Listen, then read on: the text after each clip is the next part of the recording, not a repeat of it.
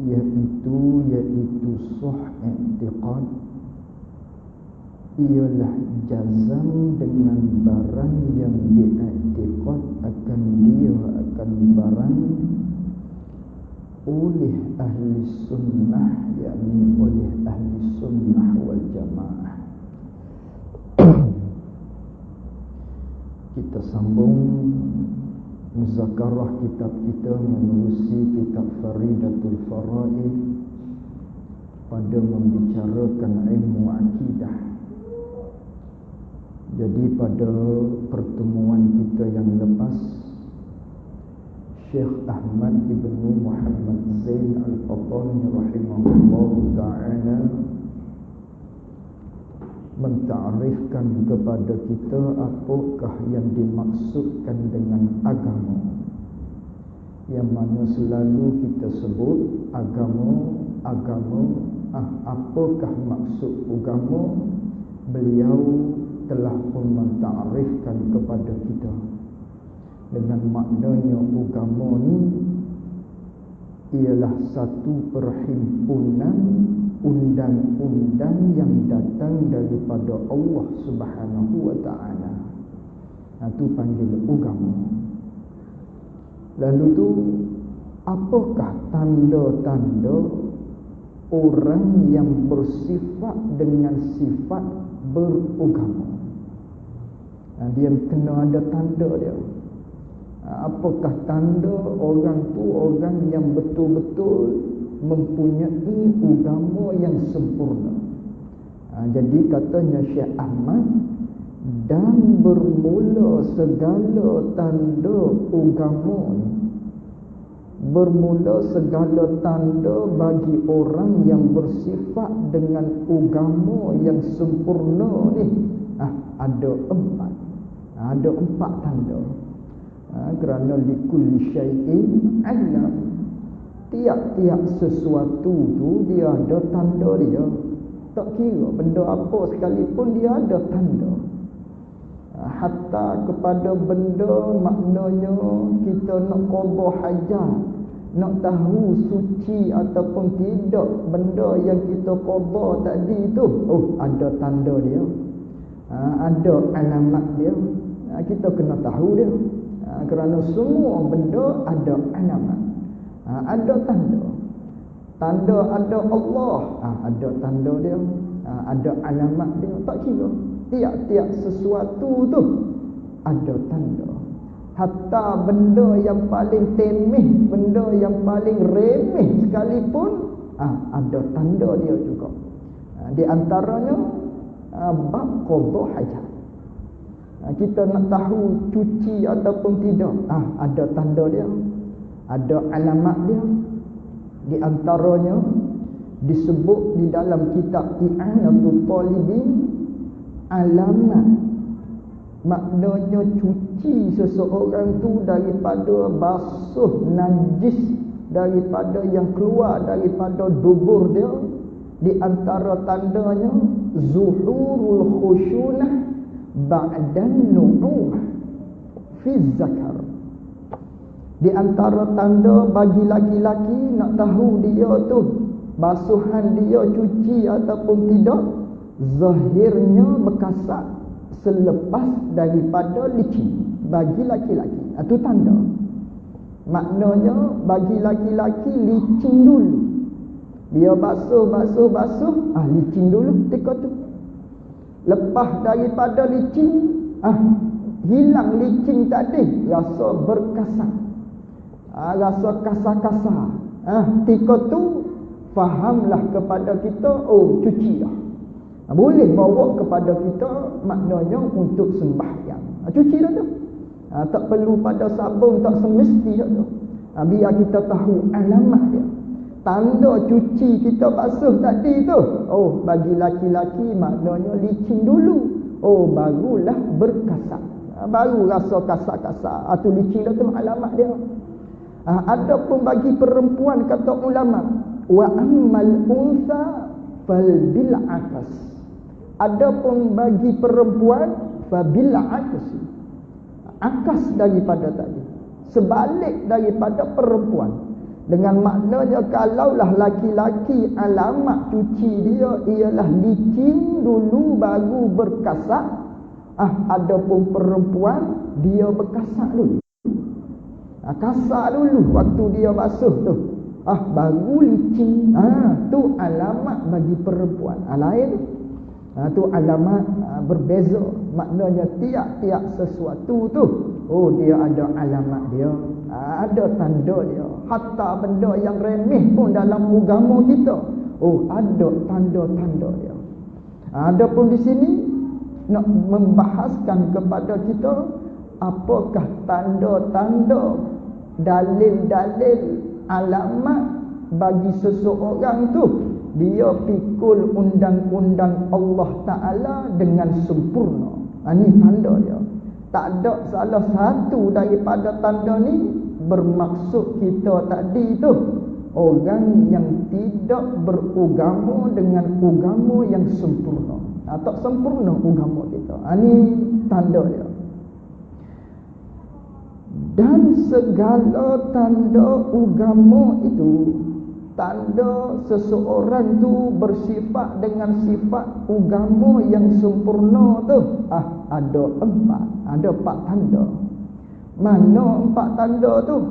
Pertama daripada empat tanda ialah sah i'tiqad. Ini tanda yang pertama. Kita dah bahas dah dulu. Ulang sikit-sikit. Tanda yang pertamanya sah i'tiqad. Ini tanda yang pertama. Apa sah i'tiqad? Betul i'tiqad. I'tiqad seseorang tu kena betul. Apa maksud kena betul i'tiqad? Kena i'tiqad kita tu sahih.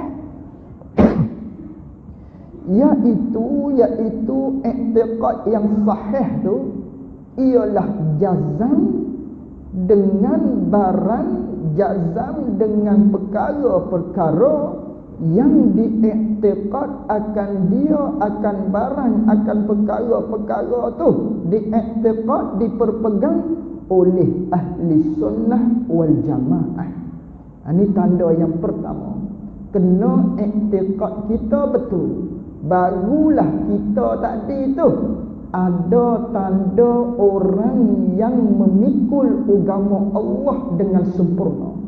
Kalau tak ada tanda ni, orang tu orang yang tidak pikul agama dengan sempurna. Apa tanda yang pertama? Dia kena i'tiqad seseorang tadi tu kena betul, kena sah, kena betul, kena benar mengikut i'tiqad ahli sunnah wal jamaah. Itu tanda yang pertama. Kena dia jazam dalam hati dia. Jazam maksudnya yakin. Apa yakin? Ma la yahtamilun naqid. Barang yang tidak ada andaian dah sebelah lawan. Itu yakin. Dalam ilmu akidah, tiap-tiap perbicaraan yang kita nak hadapi, yang kita nak belajar ni, kita kena yakin dalam hati kita. Sama ada dalam aspek beriman kepada Allah, kita kena yakin. Beriman kepada malaikat, kena yakin walaupun kita tak dapat lihat dia. Ataupun beriman kepada kitab-kitab dan benda-benda yang gaib, benda-benda sam'iyah, apa yang diceritakan di dalam Al-Quran, semua tu dalam masalah akidah kena yakin. Apa yakin? Ma la yahtamilun naqid. Barang yang tidak ada ihtimal dah sebelah lawan. Benda yang tak boleh kita nak andai dah sebelah lawan. Sebelah lawan tak boleh nak andai dah. Hata tu. Itu panggil yakin. Kalau nisbah peratusan, maknanya 100%. Itu panggil yakin. Tak ada dah kita nak boleh ihtimal sebelah lawan. Tak boleh. Dengan maknanya, kalau nisbah kewujudan Allah Subhanahu wa ta'ala, seseorang tadi tu dia percaya kepada ada Allah Ta'ala, dengan maknanya 100% dalam hati dia, dia yakin Allah Ta'ala tu ada. Tidak ada sedikit pun dalam hati dia rasa Allah Ta'ala tu tidak ada. Tak ada ihtimal sebelah lawan tu tidak ada. Itu panggil yakin. Dalam akidah kena yakin. Yakin tadi ma la yahtamilun naqid. Adapun lawan bagi yakin tak diterima di dalam ilmu akidah. Mana lawan bagi yakin? Ada 3. Di antara yang pertamanya, lawan bagi yakin zan. Apa zan? Idrakut tarafaini 'ala ar-rajih. Mendapat di atas 2 keputusan di atas yang lebih kuat. Dapat 2 keputusan, tapi 2 keputusan yang didapati, yang hasil tersebut lebih kuat. Itu panggil zan. Bisa dalam bab kewujudan Allah tadi. Dalam hati dia rasa maknanya 80% Allah Ta'ala tu ada. 20% rasa Allah Ta'ala tidak ada. Panggil zan. Zan Allah Ta'ala ada. Kerana mendapat 2 keputusan yang lebih beratnya Allah Ta'ala tu ada. 60% ke, 70% ke, 99% ke, atau panggil zan. 1% saja rasa Allah Ta'ala tu tidak ada, tak diterima juga dalam ilmu akidah. Dengan maknanya orang tersebut i'tiqad dia tidak sah. Tak ada tanda yang pertama bagi alamat orang yang beragama dengan agama yang sempurna. Naknya kena yakin. Zan tak diterima. Apatah lagi waham. Apa waham? Lawan bagi zan. Idrakut tarafaini 'alal marjuh. Mendapat di atas 2 keputusan, tapi mendapat di atas 2 keputusan yang hasilnya lebih rendah, lebih sikit, tak kuat. Itu panggil waham dia panggil. Misal 20% ataupun 40% dia rasa Allah Ta'ala tu ada. Allah Ta'ala ada ke? Oh, Allah Ta'ala ada, tapi 40% saja kalau nisbah peratusan. Rasa Allah Ta'ala ada tu 40% saja. 60% lagi tu, oh, dia rasa Allah Ta'ala tidak ada. Dia zan tidak ada Allah Ta'ala. Dia waham sahaja Allah Ta'ala tu ada. 40 saja dia rasa Allah ada, 60 lagi dia kata Allah Ta'ala tu tidak ada. Panggil dia waham Allah Ta'ala tu ada. Ni lagilah tak diterima dalam ilmu akidah. Lawan bagi yakin lagi ialah syak. Apa itu syak? Idrakut tarafaini 'ala sawa. Mendapat di atas 2 keputusan, manakala mendapat di atas 2 keputusan tersebut yang bersamaan natijahnya, yang bersamaan keputusan hasilnya. 50% rasa Allah ada, 50% lagi rasa Allah Ta'ala tidak ada.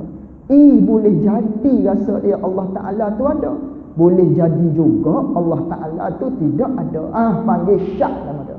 50-50, 50-50. Ni pun tak diterima juga dalam ilmu akidah. Dalam masalah ilmu pegangan, hanya satu saja diterima, iaitulah kena yakin. Apa yakin? Ma la yahtamilun naqid. Barang yang tidak ada ihtimal dah sebelah lawan, tak boleh dah nak buat andaian. Itu panggil yakin, itu panggil jazam. Kejap semua dalam hati kita, itu diterima. Itu saja yang sahnya. Adapun yang lain daripada tu tak diterima. Ini dalam ilmu akidah. Tak sama dalam ilmu fiqh. Adapun dalam masalah fiqh, kadang-kadangnya dalam masalah-masalah tertentu zan diterima dalam masalah fiqh. Akidah tak diterima zan, hanya yakin saja. Tapi dalam masalah fiqh, kadang-kadangnya zan sudah memada dah. Contoh, dalam bab kita menghadap kiblat. Bagi kita yang jauh daripada Kaabah, jauh daripada Mekah, maknanya di kita yang jauh ni, Malaysia, Indonesia dan sebagainya, ketika tu kita menghadap ke arah kiblat dengan sengkaan saja. Zan dia panggil. Boleh jadi tak betul mana. Boleh jadi arah kiblat yang kita sembahyang ni, boleh jadi juga maknanya 20% kita sangkanya tak bertepatan mana ni dengan Kaabah. Tapi kita sangka yang kuatnya 80%-nya boleh jadi maknanya sangkaan aku kuatnya inilah arah kiblat, diterima. Bila dalam masalah fiqh. Itu masalah fiqh banyak zan diterima. Dalam bab masuk waktu dan sebagainya. Itu masalah fiqh. Tapi kadang-kadang dalam masalah fiqh zan tak diterima juga. Ada juga begitu. Mana? Dalam masalah bagi perempuan yang haid nak masuk, nak lalu dalam masjid. Bab lalu. Ada bab duduk dalam masjid. Hak tu haram bagi perempuan, maknanya dia tu duduk dalam masjid. Ada pemasalah lalu yang ni kena dia yakin dalam hati dia, maknanya darah dia tu takkan bertitik. Kena yakin. Dia yakin dengan maknanya dia sudah pakai dah, dia kawal rapi dah, tak keluar dah maknanya darah daripada benda dia tu. Lalu tu ketika tu kalau dia yakin begitu, harus dia lalu daripada pintu A keluar pintu B, harus. Tapi kalau dia lalu pintu A ambil barang, keluar pula pintu A juga, hukum seperti berhenti, haram perempuan tadi. Ini masalah fiqh. Kena yakin dalam masalah lalu boleh lalu, tapi kena yakin tak titik. Kalaulah dia zan dalam hati dia, boleh jadi juga tak titik. Apa ni? Dalam hati dia maknanya ada waham, zan dianya 80% tak titik. Ada halu-halu 20% ke 1% ke, boleh jadi juga titik ni. Haram lalu. Tu zan tak diterima dalam masalah perempuan haid nak lalu dalam masjid. Kena yakin tak titik, baru boleh lalu. Apatah lagi syak, apatah lagi waham, yang tu haram lalu. Ada juga dalam masalah fiqh maknanya zan tak diterima. Tapi ada juga dalam masalah fiqh zan diterima. Dalam masalah fiqh bagi dua. Ada diterima, ada zan tak diterima. Tapi dalam masalah akidah zan tak diterima. Kena yakin semata-mata. Mesti yakin jazam dalam hati kita. Adakah dengan keyakinan tadi maknanya sah i'tiqad? Tak lagi. Semata yakin bukanlah menentukan i'tiqad kita tu betul. Tengok orang Yahudi, i'tiqad dia yakin. Apa dia keyakinan dia? Bahawasanya Uzair tu anak bagi Allah Subhanahu wa taala. Kita letak pisau di tengkuk dia pun dia tetap akan kata Uzair tu anak bagi Allah Subhanahu wa taala. Yakin dia tu adakah sah i'tiqad dengan semata-mata yakin? Tak semestinya begitu. Naknya yakin, tapi yakin tadi membetuli dengan barang yang diiktikad akan dia, akan barang, akan perkara oleh ahli sunnah wal jamaah. Anak tu yakin, tapi yakin tadi hasilnya berbetulan dengan iktikad yang diperpegangkan oleh ahli sunnah wal jamaah. Kalau kita yakin tapi keyakinan kita berbau mujassimah, kita yakin tapi keyakinan kita tadi tu berteraskan dengan i'tiqad musyabbihah dan sebagainya, syiah dan sebagainya, kita maknanya i'tiqad kita tidak sah, i'tiqad kita tidak betul. Itu tanda yang pertama, alamat bagi orang yang beragama dengan agama yang sempurna ialah i'tiqad dia kena betul. Apa i'tiqad dia kena betul? Kena i'tiqad dia yakin, dan keyakinan tersebut mestilah berpandukan i'tiqad ahli sunnah wal jamaah. Ini tanda yang pertama.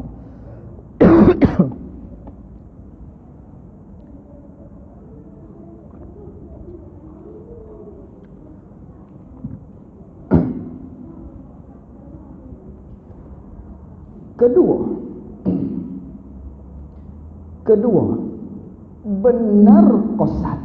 Ini tanda yang kedua. Benar qasad.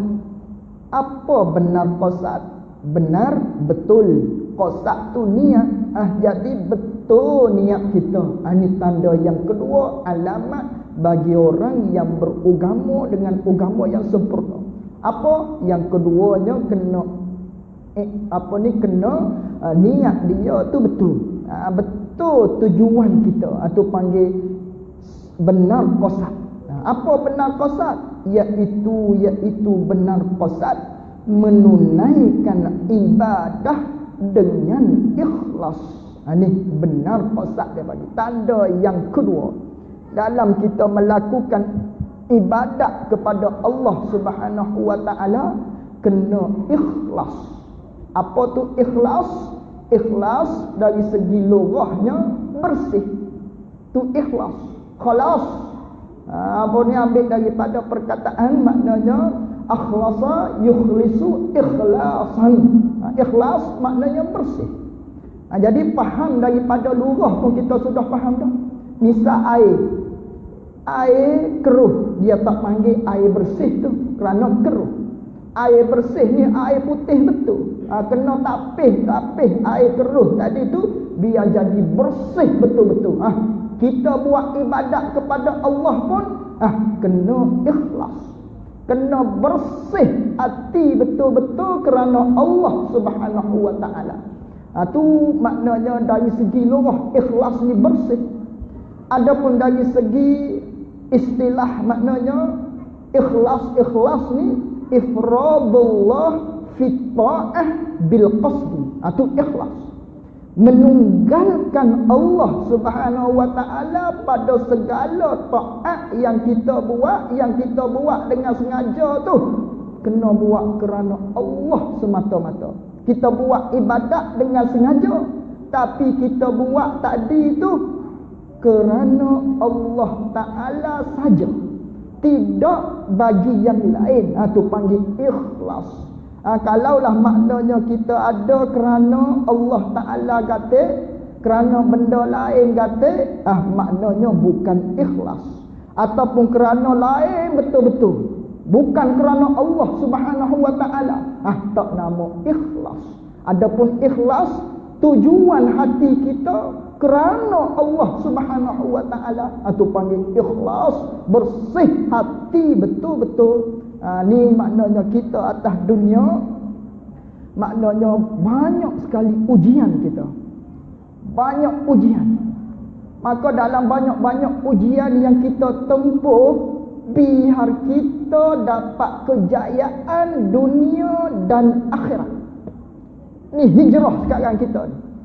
Kita senantiasa duk dengar masalah hijrah, perbahasan tentang hijrah, kerana dah masuk dalam bulan, maknanya bulan Muharram, sambutan ma'al hijrah. Maknanya biar kita tahu satu perkara, kita ni biar ada dalam hati kita hijrah. Hijrah daripada tak tahu kepada tahu. Maknanya biar kita dapat 4 penghijrahan. Mana 4 penghijrahan? Yang pertama, kita lahir daripada jahil. Kita lahir daripada jahil. Wallahu akhrajakum min butunihim ummahatikum la ta'lamuna syai'a.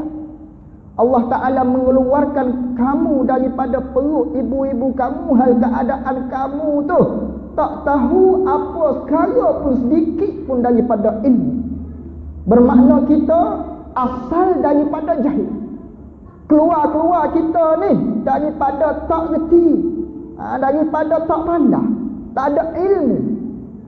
Maka dalam hal kita tidak ada ilmu tadi tu, pastikan kita hijrah kepada berilmu. Pastikan kita berpindah daripada tak tahu tu, jahil tadi tu, kepada tahu, kepada ilmu. Kerana orang yang berada pada takut jahil, dengan mengekali pada kejahilan dengan tidak tahu berada di atas dunia, bukan masalah ilmu akhirat dia tak tahu sedikit pun, tak selamat hidup dia. Tak selamat hidup dia di dunia, tak selamat hidup dia di akhirat. Pendek kata, bandingannya sepertilah seseorang yang mengambil peperiksaan. Kalau nisbah sekolah, orang ambil peperiksaan, tiba-tiba hantar kepada guru dia, pemeriksa dia, dengan kertas yang kosong, tidak ada jawapan. Ada soalan saja, jawapan tak ada. Tu orang jahil. Maka cikgu tadi tengok begitu, tahu dah tak lulus budak ni. Kerana apa? Kosong. Begitulah kita di atas dunia untuk menuju akhirat, bertemu dengan Allah Subhanahu wa taala dalam keadaan kita tak tahu apa sekarang, bermakna kita tak lulus untuk menuju di akhirat, bertemu dengan Allah Subhanahu wa taala. Bandingan budak sekolah buat peperiksaan, tak tulis apa satu, hantar kepada guru dia tengok, tak payah fikir panjang, tak lulus. Tu bandingan bagi orang yang duduk dalam kejahilan. Maka kena hijrah dia, tak selamat hidup dalam jahil. Apatah lagi jahil dalam masalah ilmu agama, tak selamat orang ni, tak selamat dunia akhirat. Maka kena hijrah, kena berpindah daripada jahil kepada berilmu.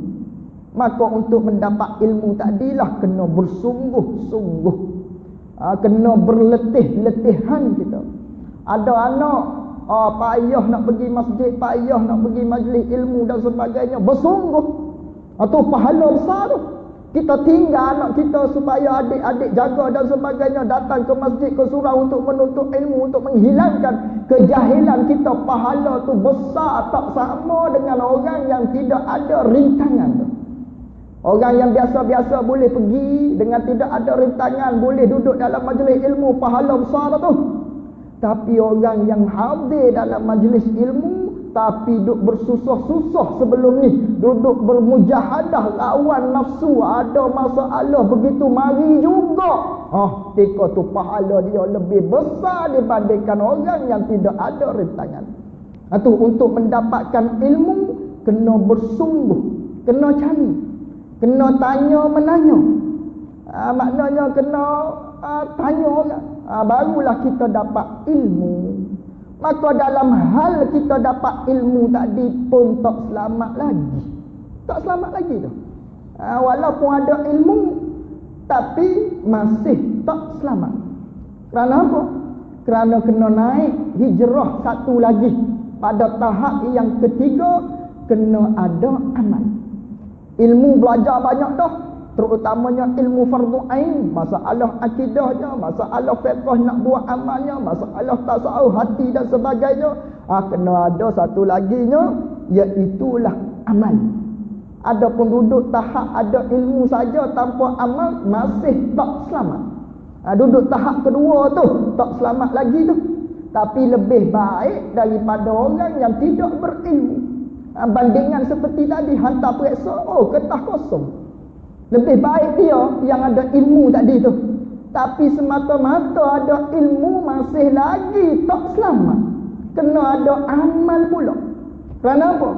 Sebagaimana disebut oleh ulama, di antaranya di dalam kitab Matan Zubar, ataupun yang ditulis oleh Imam Ibn Ruslan rahimahullahu ta'ala. Kata dia, wa alimu bi'ilmihi lam ya'mal mu'adzabun min qablu ubadil watan.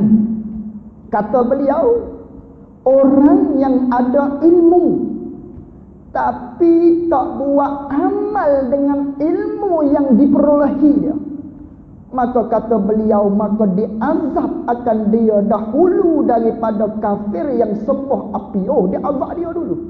Nisbah nak menceritakan kepada kita betapa sesatnya orang yang ada ilmu tapi tak buat amal. Itu ditanya oleh Allah Subhanahu wa taala. Tapi jangan rasa jahil tu lebih baik dah. Jahil tu lebih jahat daripada maknanya orang yang ada ilmu tapi tak buat amal. Kena hijrah lagi. Hijrah daripada ada ilmu, rajin belajar dan sebagainya, hijrah kepada buat amal. Sambil ada ilmu, manakala ada ilmu, buat amal. Kena buat amal. Dalam hal buat amal tu pun tak memada lagi. Kena ada satu lagi, iaitulah hijrah pada tahap yang keempatnya, ikhlas dalam melakukan ibadat. Kerana apa?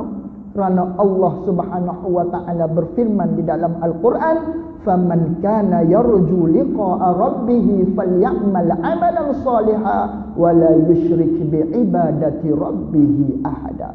Siapa-siapa yang mengharapkan syurga Allah Subhanahu wa taala, dia nak mendapatkan ganjaran daripada Allah, dia nak bertemu dengan aku di hari kiamat, hendaklah dia buat amal, kata Allah.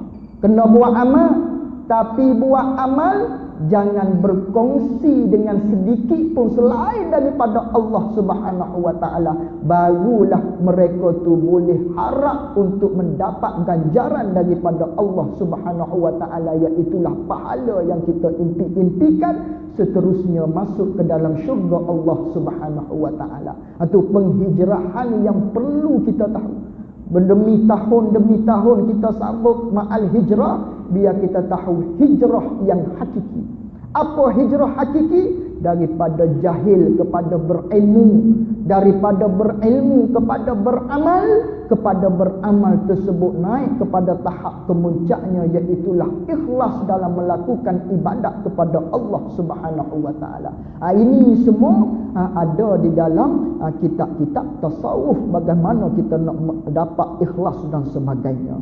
Ini dia bilang secara sepintas lalu saja, di antara alamat orang yang beragama yang kedua iaitulah maknanya benar qasad.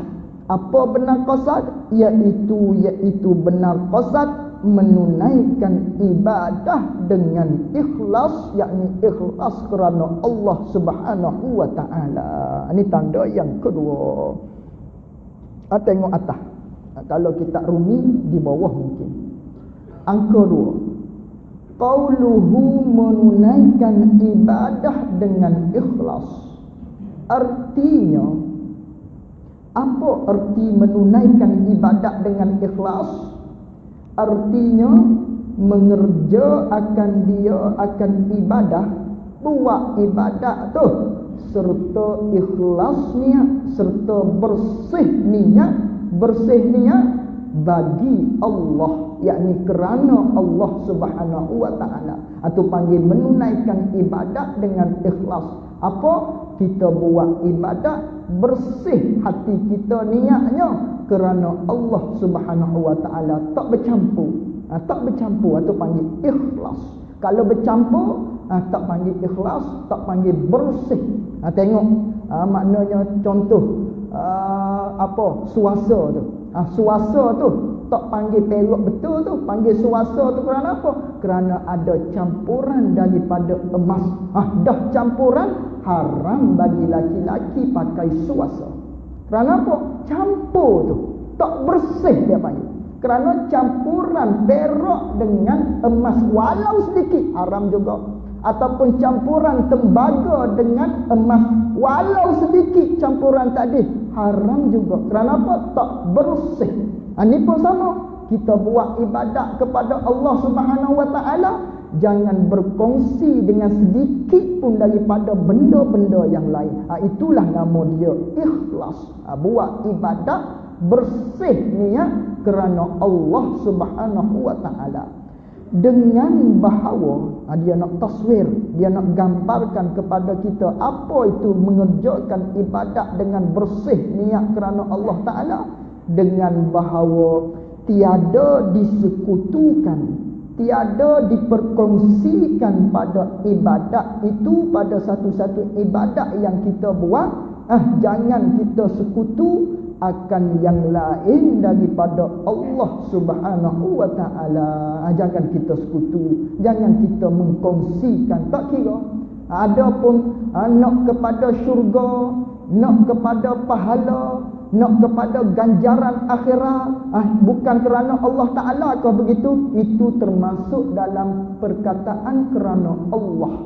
Cuma tahap dia berbeza bagi orang yang semata-mata hadap kepada Allah Subhanahu Wa Taala. Dia beza. Dia makam lebih tinggi. Adapun bagi kita buat ibadat kerana nak kepada syurga, kerana takut kepada neraka Allah Subhanahu Wa Taala pun nama ikhlas juga. Tapi ikhlas kita tahap yang kedua. Walhasilnya itu pun ikhlas juga. Ini semua dalam kitab penawar bagi hatilah. Semua tu kita akan belajar di sana bersama dengan Al-Fadhil Ustaz Hafizi sana tu. Itu panggil ikhlas. Buat ibadat jangan sekutu akan yang lain daripada Allah. Tak kira nak puji, nak harta buat ibadat. Umpama saya mengajar ni kerana nak kepada duit, panggil tak ikhlas nama dia. Tak ikhlas, sia-sia mengajar dan sebagainya, tak dapat pahala daripada Allah Subhanahu Wa Taala.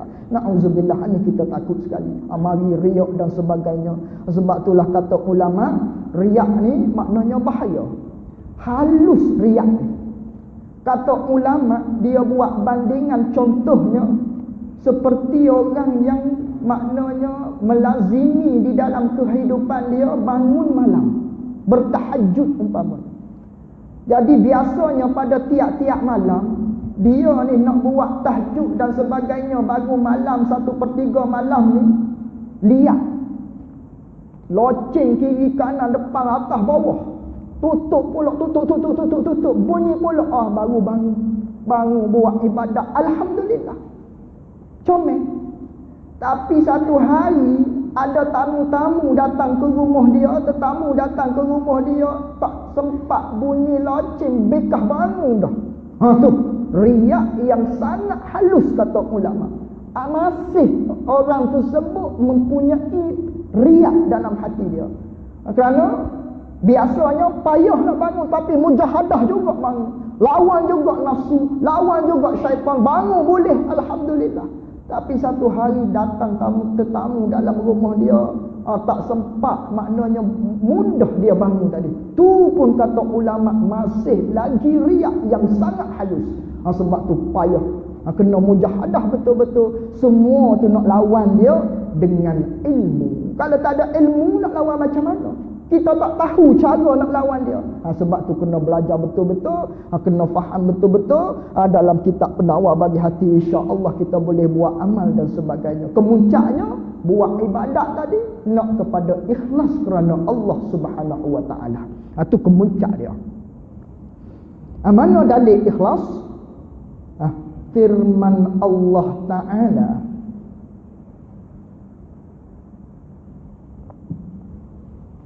firman Allah Subhanahu Wa Taala, faman kana yarju liqa'a rabbih falyamal amalan salihan wa la yusyrik bi ibadati rabbih ahada. Ini dalil suruh kita ikhlas.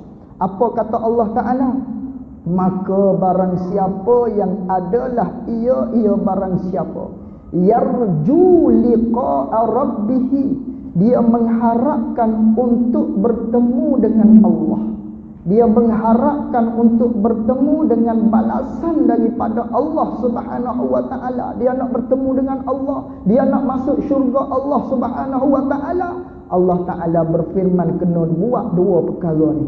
Mana? Falyamal amalan salihah, hendaklah dia tadi tu buat amal akan sebagai amal yang soleh.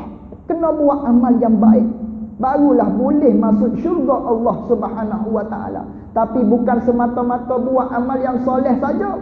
Syarat yang keduanya, wala yusyrik bi ibadati rabbih ahada. Dalam hal kamu melakukan amal yang soleh kepada Allah, jangan kamu berkongsi pada ibadat tersebut dengan apa-apa sekalipun, walau satu, walau sedikit pun jangan berkongsi selain daripada Allah Subhanahu Wa Taala. Barulah kamu boleh mengharapkan untuk mendapatkan ganjaran daripada Allah Subhanahu Wa Taala. Ini dalil bagi ikhlas. Buat ibadat kena ikhlas kerana Allah Subhanahu wa taala, bukan kerana pujian, bukan kerana takut kepada ibu kita sembahyang dan sebagainya, puasa takut kepada mak, takut mak rotan, takut cikgu marah dan sebagainya. Ni panggil tidak ikhlas. Kena buat ibadat kerana Allah Subhanahu wa taala. Itu panggil ikhlas. Lalu tu kalaulah ada berkongsi, adakah boleh pahala kita melakukan ibadat tadi tu? Dan telah ikhtilaf ulama, telah berselisih pendapat para ulama pada orang yang beramal, pada orang yang melakukan amal, yang buat amal ibadat, tapi dia buat amal ibadat tersebut yang menyengutui pada amalnya amal seseorang, yang berkongsi pada amal dia bagi Allah Subhanahu wa taala. Dia berkongsi akan pekerjaan dunia. Ini ikhtilaf ulama. Ada berselisih pandangan ulama bagi seseorang yang buat ibadat, ada kerana Allah taala, ada kerana dunia. Sama ada puji, sama ada kerana nak harta, supaya orang sebut dia, supaya orang kata dia alim dan sebagainya, tak kira. Bukan kerana Allah Subhanahu wa taala.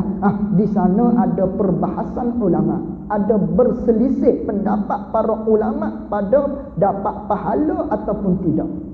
Maka memilih Imam Ibnu Abdissalam, memilih oleh Imam Izzuddin Ibnu Abdissalam, tu nama dia, anak Abdissalam. Siapa anak Abdissalam? Izzuddin, digelar oleh ulama Sultanul Ulama. Ini Imam Izzuddin Ibnu Abdissalam. Adapun Syekh Abdul Qadir Al-Jailani, Sultanul Awliya, sultan bagi wali-wali Allah Subhanahu wa taala. Dialah sultan, dialah ketua raja dan sebagainya. Ini ketua bagi ulama Imam Izzuddin Ibni Abdissalam. Dia kata bagaimana? Maka memilih Imam Izzuddin Ibni Abdissalam dan lainnya, ulama-ulama yang lain lah, ramai lagi lah, kata dianya akan bahawasanya, dia pilih akan bahawasanya tiada pahala baginya, bagi seseorang tadi tu sekali-kali, tak boleh pahala langsung. Bagi orang yang buat ibadat kerana Allah Ta'ala, berkongsi dengan benda dunia selain daripada Allah Subhanahu wa taala, maka kata Imam Izzuddin Abdissalam, orang tersebut tak dapat pahala sedikit pun, tak boleh langsung. Dan memilih Imam Ghazali, kata Imam Ghazali pula, bahawasanya dengan iktibar, kata dia begini, dengan dikira sebab yang membangkitkan kepada amal itu. Kira sini, tengok pada sebab yang membangkitkan dia untuk buat amal tadi. Apa sebab yang boleh dia buat amal tu? Maka jika adalah yang terlebih banyak sebab yang membangkitkan kepada amal tu, pekerjaan agama. Kalau dia buat amal ibadat tu, sebab dia buat amal ibadat tu, kerana Allah ni. Dia buat amal ibadat tadi tu kerana Allah Ta'ala suruh, kerana takut kepada neraka, kerana nak kepada syurga, kerana tu, maka dapat baginya, bagi seseorang tadi, pahala dengan qadarnya, qadar pekerjaan agama tadi. Dah kerana Allah Ta'ala 80% misalnya, 20% kerana dunia umpamanya. Dia mengajar umpamanya, menuntut ilmu umpamanya, ada dalam hati dia maknanya keikhlasan 60% saja. 40% lagi kerana dunia, kerana nak puji, ataupun datang sambil-sambil puas-puas saja di rumah dia. Bukan ikhlas kerana Allah. Dapat pahala dengan qadar keikhlasan tadi, iaitulah 60%, 70%, 80%. Bolehlah pahala dengan qadar tersebut. Atau adalah yang terlebih banyaknya pekerjaan dunia pula. Sebaliknya, kalaulah pekerjaan dunia mengatasi pekerjaan agama dari sudut keikhlasan tadi, dari sudut kosak hati dia tu kerana dunia banyak berbanding kerana agama, kerana Allah dan sebagainya, maka tiada pahala baginya, bagi seseorang tersebut. Tak ada pahala langsung, tak boleh sia-sia mari mengajar, dengar mengajar, mari mengaji dan sebagainya, sia-sia orang tersebut kerana tidak ada ikhlas. Ilmu tu boleh, bab pahala duduk tadi tu, bab pahala ikhlas tadi tu tak dapat. Maka jika bersamaan kedua-duanya pula, kalaulah sama-sama pekerjaan dunia dengan pekerjaan agama sama berat, bagaimana pula? Nescaya gugur kedua-duanya, tak dapat langsung, sia-sia juga, sama-sama berat. Dan kalam Imam Ibnu Hajar, habis itu. Dan kalam Imam Ibnu Hajar, perkataan Ibnu Hajar Al-Haytami di dalam Hasyiah Idah, di dalam kitab Hasyiah Idah, cenderung kepada dapat pahala dengan qadar qasad mutlaqan. Kata dia cenderung kepada dapat pahala dengan qasad mutlaqan. Apa qasad mutlaqan? Maknanya tak kira, sama ada walaupun sedikit kerana Allah pun boleh juga, 20% saja kerana Allah datang sembahyang dan sebagainya, 20% kerana Allah boleh juga, 20% tu walaupun sedikit. Ini kata Imam Ibnu Hajar Al-Haytami. Kerana apa? Kerana firman Allah Ta'ala, faman ya'mal misqala dzarratin khairan yarah. Ini firman Allah. Allah Ta'ala kata, barang siapa yang mengerjakan amal sebesar biji sawi, dia buat amal sebesar biji sawi dah, nescaya dapat dilihat. Nescaya dapat dilihat dengan maknanya apabila dapat dilihat, lazimlah dibalas oleh Allah Subhanahu wa Ta'ala. Maka kata Imam Ibnu Hajar, walaupun sedikit kerana Allah tetap dapat pahala qadar sedikit tadi. Dalil dia, faman ya'mal misqala zarratin khairan yarah. Itu dalil dia. Ini kata Imam Ibnu Hajar Al-Haytami. Itu tanda yang kedua, tunai ibadat qasaknya ikhlas kerana Allah Subhanahu wa Ta'ala. Habis sikit. Ketiga, menyempurnakan janji. Ini tanda yang ketiga, alamat bagi orang yang memikul agama dengan sempurna, iaitulah kena menyempurnakan janji dia. Janji kita dengan Allah Subhanahu wa Ta'ala, kita kena tunai janji tersebut. Apa janji tersebut? Iaitu menyempurnakan janji, mengerjakan segala yang disuruh, buat segala apa yang disuruh oleh Allah Subhanahu wa Ta'ala. Keempat, ini masuk dalam kata menyempurnakan janji lagi ni. Keempat, ketiadaan melampaui sangkat. Baca sangkat. Ketiadaan melampaui sangkat, jangan langkah batas. Itu maksud ketiadaan melampaui sangkat. Iaitu ketiadaan melampaui sangkat tu meninggalkan segala yang dilarangkan, yakni yang dilarang oleh Allah Ta'ala. Itu panggil sempurna janji. Apa janji kita dengan Allah Subhanahu wa Ta'ala? Dulu kita ada pernah berjanji dengan Allah. Bila? Waktu Nabi Adam alaihi salam diturunkan ke bumi. Mana ketika itu, kata ulama, di Wadi Nu'man, kita ada berjanji dengan Allah Subhanahu wa Ta'ala. Ketika tu Allah Ta'ala ambil daripada sulbi Nabi Adam, daripada belakang Nabi Adam alaihi salam, mengeluarkan benih. Benih orang tu keluar, benih orang tu, anak dia keluar, benih anak dia, sehinggalah maknanya banyak benih-benih ketika tu dikeluarkan oleh Allah Subhanahu wa Ta'ala. Maka ketika hal tersebut, Allah Subhanahu wa taala mengambil janji kita dengan Allah, mengambil ikatan janji kita dengan Allah Subhanahu wa taala. Sebagaimana firman Allah, wa iz akhadha rabbuka min bani adama min zuhurihim zurriyyatihim wa ashhaduhum ala anfusihim alastu bi rabbikum qalu bala syahidna. Kata Allah Subhanahu wa taala, sebut olehmu ya Rasulullah, ingatkan olehmu ya Rasulullah kepada umat kamu satu ketika di mana Allah Ta'ala Tuhan engkau mengambil daripada sulbi Nabi Adam alaihi salam, anak cucu beliau, lalu tu diambil zuriat-zuriatnya, kata ulama sebesar semut kita ada ketika tu. Kita tu benih kita sebesar semut, kata ulama. Maknanya tidak akan terjadinya kiamat sekiranya tidak dilahirkan benih-benih tersebut habis kesemuanya, tak akan berlaku kiamat. Ketika tu Allah Ta'ala mengeluarkan benih-benih seluruh manusia di padang Arafah, di Wadi Nu'man. Ketika tu kata Allah Subhanahu wa Ta'ala, alastu bi rabbikum, adakah kamu semua, hei benih-benih, kamu menyaksikan aku ni ialah Tuhan engkau?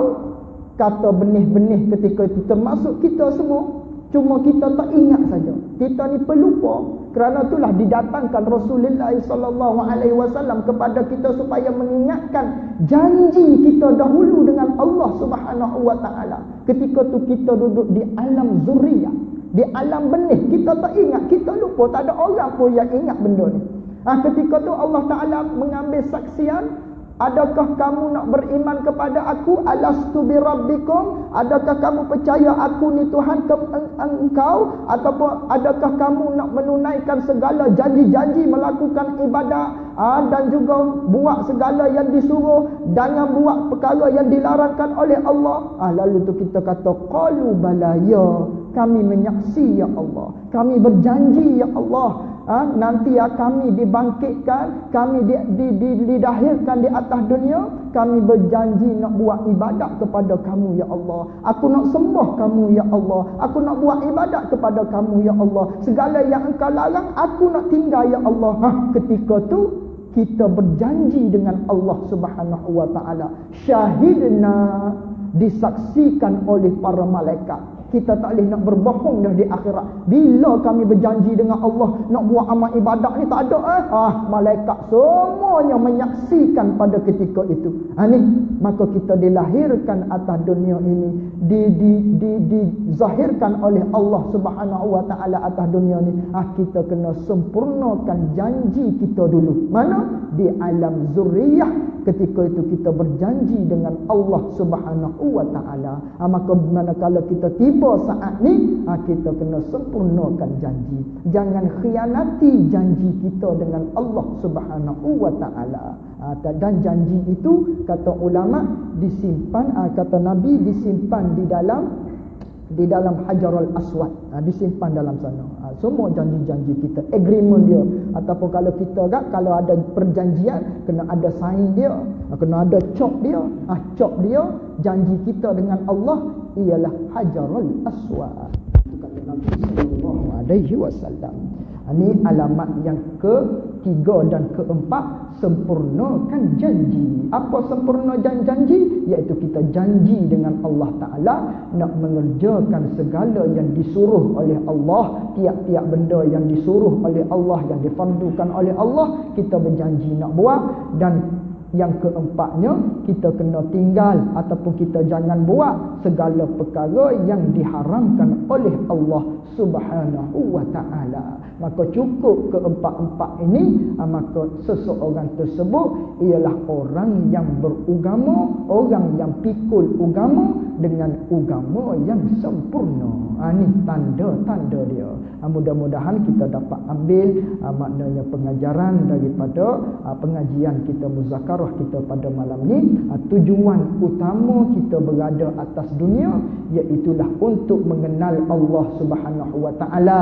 Yang kedua, kita kena buat segala syariat yang disuruh oleh Allah Subhanahu wa taala, dan dalam hal kita melakukan ibadat, dalam hal kita tidak melaksanakan segala yang diharamkan oleh Allah. Yang ketiganya, kenalah ikhlas dalam melakukan perkara tersebut. Ini tujuan utama kita dihantar di atas muka bumi ni. Tu supaya kenal Allah, supaya buat ibadat, dan buat ibadat tadi kena ikhlas kerana Allah Subhanahu wa taala, dan melengkapi agama itu atas 3 perkara, iaitu 3 perkara: Islam dan iman dan ihsan. Wallahu alam wa ilmuhu wa atam.